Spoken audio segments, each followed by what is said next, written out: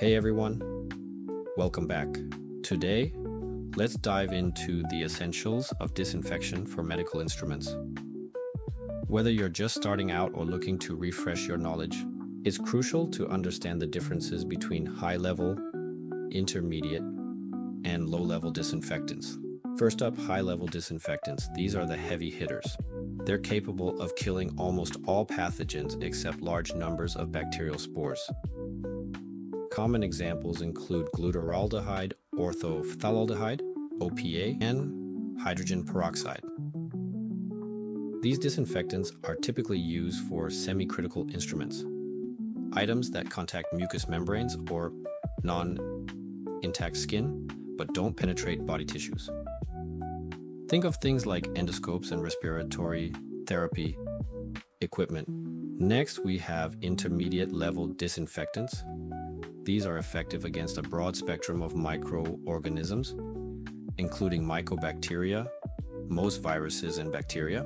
However, they might not kill all spores. Examples include alcohols, iodophores, and phenolics. These disinfectants are suitable for surfaces and instruments that come in contact with intact skin, but not mucous membranes, such as stethoscopes and blood pressure cuffs. Lastly, low-level disinfectants. These are effective against some viruses and bacteria, but not against spores or certain types of bacteria. Common examples include quaternary ammonium compounds, or QUATs. These are often used for non-critical instruments and surfaces, like bed rails and examination tables, items that come into contact with intact skin. All right, now that we've covered the types of disinfectants, let's talk about the disinfection process itself for semi-critical and non-critical instruments. For semi-critical instruments, the process usually starts with thorough cleaning. This means removing all organic material and debris.